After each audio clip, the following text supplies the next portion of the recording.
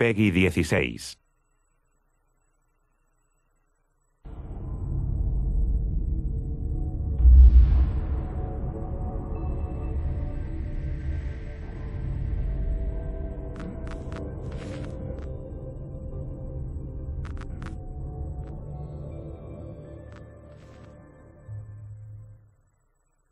Brink takes place on the Ark. It's an immense artificial floating city at sea, built as part of a contemporary green vision, but now existing in 2045, and having lost contact about 20 years beforehand with the rest of the Earth, it exists in complete isolation, with what were originally sustainable resources now in limited supply. The result of this is that competing social factions have been thrown into an isolated and horrific conflict. We're heading to the Ark's airport. This was the original location that celebrities flew in and out of and had their photo opportunities, but it's also, because it's been deserted and disused for 20 years, the ideal location for me to show you a couple of the game's features in the absence of any enemies. Now, Brink uses those same familiar shooter controls that you're used to, but without the artificial constraints, because we've developed a new system that we're calling SMART. It stands for Smooth Movement Across Random Terrain. If you walk up to something that's an obstacle, just as you would do in any other shooter, you'll stop. But if you want to try and indicate to the game that you want to get somewhere as quickly as possible, using this SMART button, you're able to vault, mantle and climb with ease.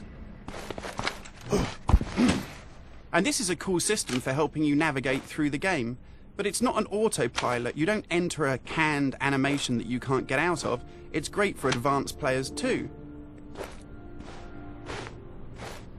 If you're approaching an obstacle, like a security sensor, and you want to make it through that obstacle without perhaps alerting the enemy to your presence, you could just look up, and you'll mantle up and over that automatically.